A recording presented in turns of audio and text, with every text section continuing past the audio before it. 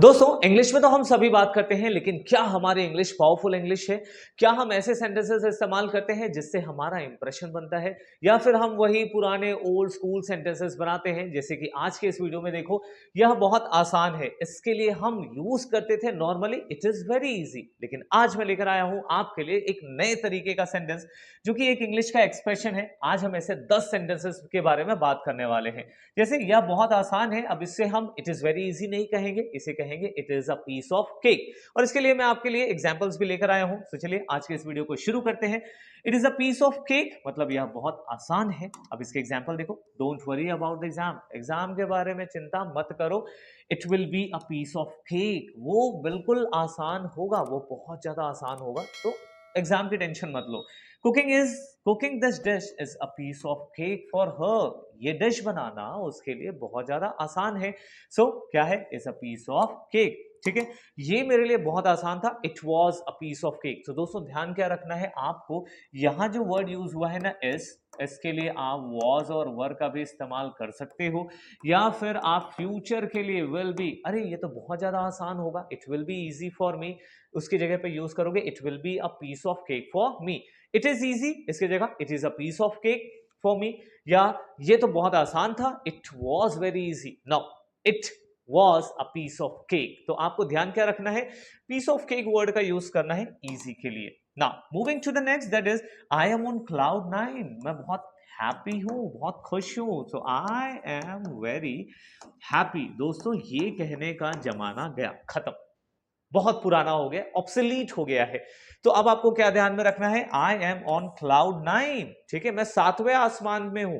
ये हिंदी में होता है 7वां, इंग्लिश में थोड़ा 2 स्टेप आगे है, 9, क्लाउड 9 पर है। ठीक है, देखते हैं सेंटेंस में कैसे यूज हो रहा है। She got her dream job, she is on cloud 9।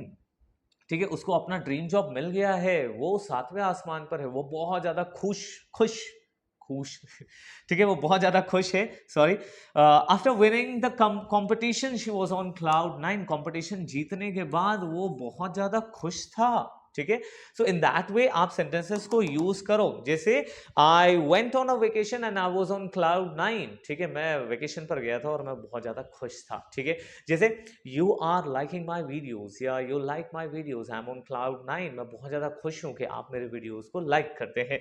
ठीक है, so if you haven't subscribe my channel, do it if you want to improve your English.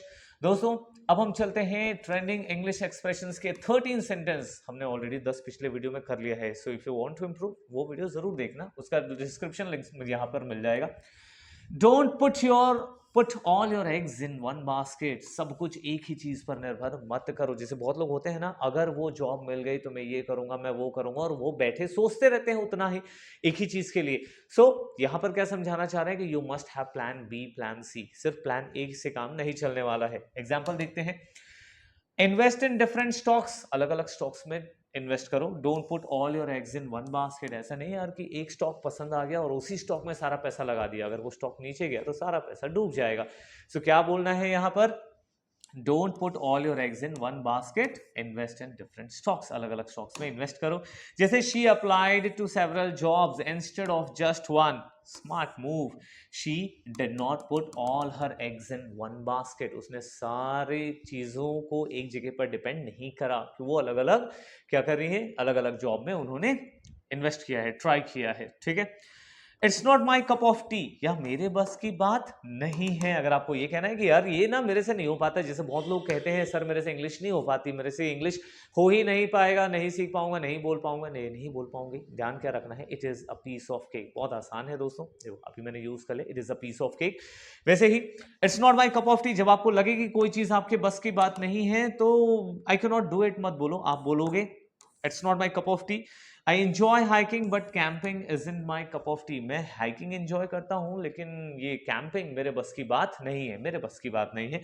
Reading fantasy novel is in my cup of T. Fantasy novel पढ़ना मेरे बस की बात नहीं है। ठीक है, watching romantic movies is not cup of my T.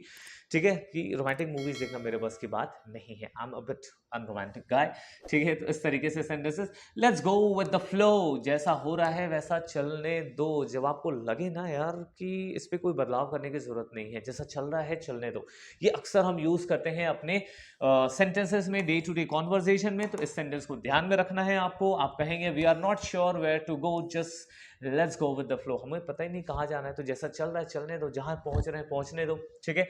No strict plans for today, will go with the flow, आज के लिए कोई स्ट्रिक्ट प्लान नहीं है, जैसा हो रहा है होने दो, ठीक है। Means you are not bothered about, ठीक, आप चिंतित नहीं है कि आपको क्या करना है कैसे करना है, जस्ट जो हो रहा है होने दो, ठीक है। जैसे number 16, you are pulling my leg, तुम मेरा मजाक कर रहे हो, तुम मेरा मजाक उड़ा रहे हो। अगर किसी ने टांग खींचाई, पुलिंग माई लेग, ठीक है, जो कोई टांग खींचता है मजाक उड़ाता है।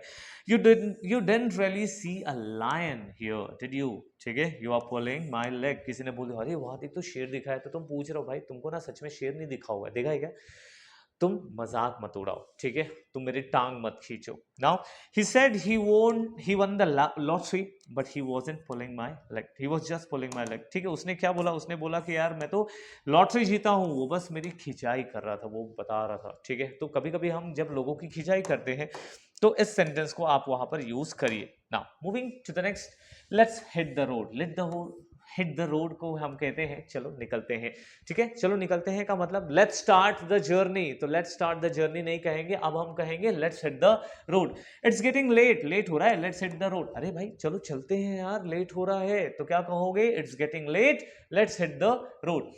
We have a long drive ahead, so let's hit the road early, ठीक है, हमको ना बहुत लंबा चलाना है, तो चलो शुरू करते हैं जल्दी जल्दी, ठीक है।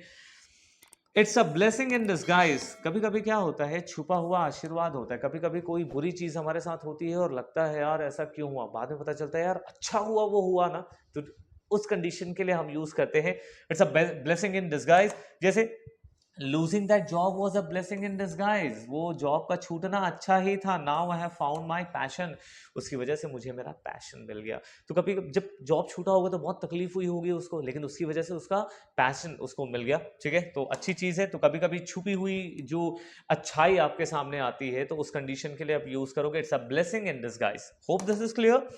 Missing the train turn out to be a blessing in disguise as we found a quicker route, अरे ट्रेन का छूट जाना भी हमारे लिए अच्छा ही हुआ, अच्छा ही हुआ, क्यों, क्योंकि हमें एक फास्टर रूट मिल चुका है, अब हमें जल्दी घर पहुंचने का रास्ता मिल चुका है, ठीक है। So hope this is clear. Blessing in disguise इसका इस्तेमाल करोगे जब कुछ बुरे में अच्छाई छुपी होती है, ठीक है। जैसे you are in hot water, मतलब तुम मुसीबत में हो, तो अगर कोई नॉर्मल इंग्लिश का स्पीकर होता तो क्या कहता, वो कहता यू आर इन प्रॉब्लम, आप प्रॉब्लम में हो, लेकिन अब हम क्या यूज करेंगे, you are in hot water. सोच के देखो, इजी भी है याद करने के लिए। So after breaking that vase you are in hot water with mom, ठीक है, घर में कोई बहुत अच्छा सा एक फूलदान रखा हुआ था और बच्चे ने उसको गिरा दिया, तो अब कह रहे हैं यार तुम मुसीबत में हो उस फ्लावर वेस को तोड़ के। He didn't submit the report on time, so he is in hot water with his boss. वो अपने बॉस के साथ थोड़ा प्रॉब्लम में है क्योंकि उसने टाइम से अपना रिपोर्ट सबमिट नहीं किया, और नहीं करोगे तो बॉस का गुस्सा तो फिर पता ही है, वी ऑल अंडरस्टैंड, ठीक है। Now next is it's a win win situation, यह सबके लिए फायदेमंद है, मतलब working from home saves time and increases productivity, it's a win win situation. दोस्तों जब हम घर से काम करते हैं ना तो वो दोनों के लिए फायदा है, एक तो काम भी हो जाता है और हम घर में भी रह जाते हैं, ठीक है, तो जिसे कहते हैं ना वर्क फ्रॉम होम, तो उसके लिए कह रहा है वो विन विन सिचुएशन है, मेरा भी काम हो गया, मैं घर पे रह गया, और बॉस का भी काम हो गया, उनका भी काम पूरा हो गया। तो ऐसे कंडीशन के लिए जब आपको लगे कि विन विन सिचुएशन है तो आप यूज करो विन विन सिचुएशन, सबके लिए फायदेमंद की अगर स्थिति होती है। The project benefits both parties, project से दोनों पार्टीज को फायदा हुआ, it's a win win situation, दोनों, ये बहुत अच्छा विन विन सिचुएशन है।